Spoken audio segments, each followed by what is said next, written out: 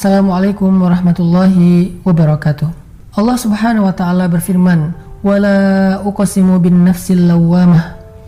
Dan aku bersumpah dengan jiwa yang menyesali dirinya. Teman-teman sekalian, ayat ini menceritakan kepada kita secara ringkas tentang banyak manusia yang di akhirat nanti akan menyesali kehidupan mereka di dunia.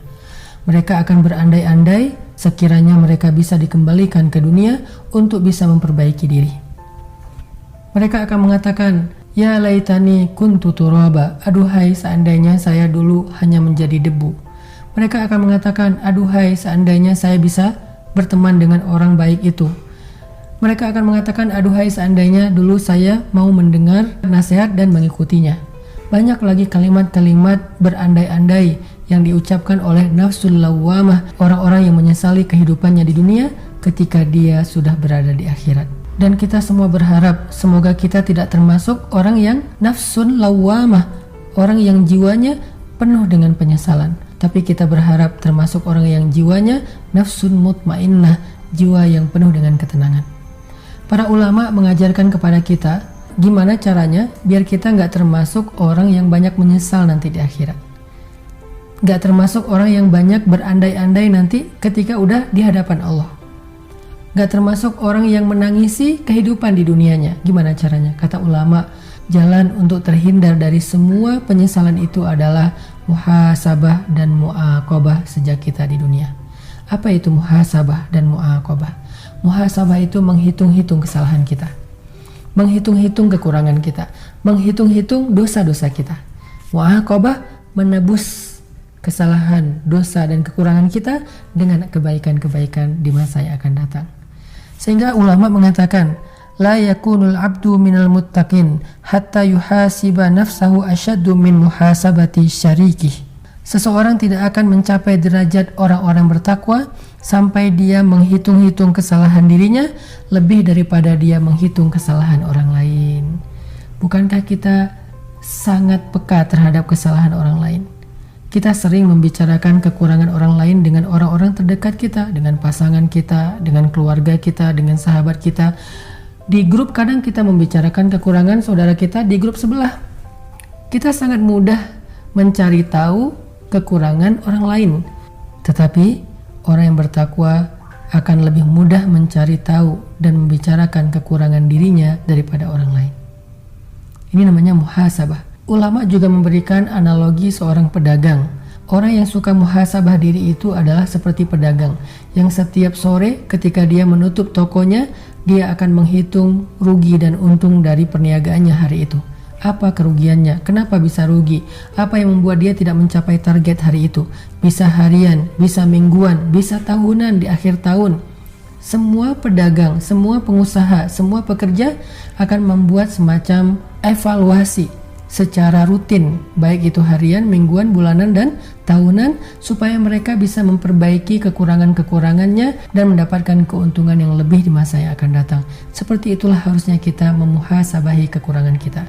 Coba kita ingat hubungan kita dengan orang tua di masa lalu. Bukankah banyak dosanya? Bukankah kita sering durhaka sama orang tua? Coba kita ingat sholat kita. Coba kita hisap sholat kita sebelum Allah yang menghisapnya. Karena kalau Allah menghisap sholat kita, lalu hasilnya ternyata buruk, maka semua amal kita akan rusak karenanya. Coba kita hisap sholat kita. Apakah kita menjaga sholat kita dengan baik? Alladzina hum fi sholatihim khashi'un. Apakah kita termasuk orang yang menjaga kekhusyuan sholat kita? Walladzina hum ala sholawatihim yuhafidun. Coba kita perhatikan puasa kita selama 1 bulan ini. Coba kita perhatikan tilawah kita. Coba kita perhatikan hak-hak tetangga kita. Coba kita perhatikan perilaku kita kepada keluarga, pasangan, anak-anak kita, guru-guru kita, teman-teman kita, sahabat kita. Muhasabah. Yuk kita hisap diri kita sebelum Allah yang akan menghisap kita. Setelah kita mengetahui kekurangan dan aib-aib kita, sekarang mu'aqabah, tebus kesalahan itu. Kalau dulu kita pernah menyakiti orang tua kita, sekarang tebus dengan berusaha membahagiakan mereka. Kalau dulu kita pernah memarahi anak kita, sekarang hargai mereka. Kalau dulu kita pernah ribut dengan pasangan kita, sekarang mengalah dan maafkan mereka. Kalau dulu kita pernah menzalimi hak orang lain, sekarang kita bantu orang lain. Kalau dulu kita pernah meninggalkan sholat, sekarang perbanyak sholat sunnah setelah sholat wajib. Kalau dulu kita pernah berbuat dosa, sekarang ganti itu dengan kebaikan dan amal-amal solih lainnya. Itulah yang dilakukan orang-orang yang nanti di akhirat akan dipanggil dengan kalimat nafsun mutmainnah, jiwa yang dipenuhi dengan ketenangan. Tetapi seseorang yang jarang memuhasabahi dirinya di dunia dan menebus kesalahannya dengan kebaikan, dia akan termasuk orang-orang yang nanti di akhirat penuh dengan penyesalan, wala uqsimu bin nafsil lawwamah, dan menjadi orang yang banyak berandai-andai, ya laitani kun. Jadi mudah-mudahan Allah jaga hati kita, baik ketika kita diuji, bahkan ketika kita diberi nikmat, supaya dalam dua keadaan ini kita tetap menjadi mukmin yang ajaban, yang ideal, yang baik, yang insya Allah Allah suka sama kita. Kalau diuji sabara fakana khairallah, kalau diberi nikmat syakara fakana khairallah. Kalau dia diuji dia bersabar dan itu kebaikan untuk dia. Ternyata diuji ujung-ujungnya baik. Lewat apa ujian menjadi kebaikan? Lewat sabar. Bukankah Allah bilang wabasyiris sabirin? Sampaikan berita gembira kepada orang yang sabar. Ada banyak kebaikan yang Allah sediakan untuk orang yang sabar kalau dia sabar. Dan kalau diberi nikmat syakara, kalau diberi nikmat dia bersyukur, fakana khairallah.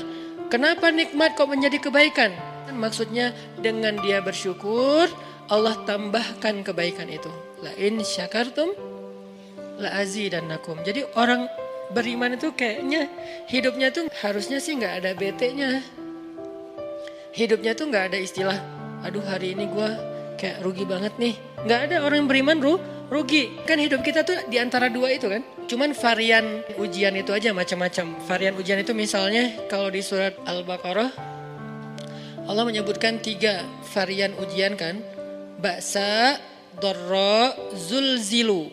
Ujian fisik, ujian harta. Harta ini termasuk karir, kerjaan, usaha, bisnis. Dan ujian zulzilu, ujian perasaan termasuk diputusin. Atau orang yang dekat sama kita jadian sama yang lain, atau mungkin di unfollow oleh ya gitu deh. Saya kalau udah ngebahas bab ini agak gimana gitu. Jadi 3 varian ini masuk kategori apa? Masuk kategori ujian. Tetap aja 2. Kalau nggak ujian nikmat, antara 2 itu nih. In asabathu sarra syakara wa in asabathu dharra sabara. Udah gitu aja. Dan nanti bahkan sampai ayatnya gini. Alladzina yunfiquna fis sarra'i wad dharra. Orang yang tetap beramal soleh lewat hartanya dalam keadaan dia berkelebihan atau dalam keadaan dia kekurangan. Itu mukmin, keren banget gitu. Dia tuh nggak pernah kehilangan kesempatan berbuat baik. Baik beramal soleh ketika dia dalam keadaan dikasih nikmat, maupun beramal soleh ketika dia dikasih ujian, tetap aja beramal soleh. Contoh yang ayat tadi, yunfikuna fis sarra, berinfak dalam keadaan sarra, dalam keadaan bahagia, senang, lagi dapat untung gitu kan. Ataupun yunfikuna fit dharra, tetap berinfak walaupun dia dalam keadaan dharra, dalam keadaan susah. Dalam keadaan dor itu kan bahaya. Nih kalau saya infak nih bahaya nih buat saya nih. Kalau saya kasih nih saya kayak nggak ada tabungan buat mahar nih. Kalau saya kasih ke dia, terus saya gimana? Gitu kan? Ini dor banget nih, bahaya banget nih. Tapi dia tetap berinfak. Siapa yang mencontohkan hal seperti itu? Selain pastinya Rasulullah udah nggak diragukan lagi.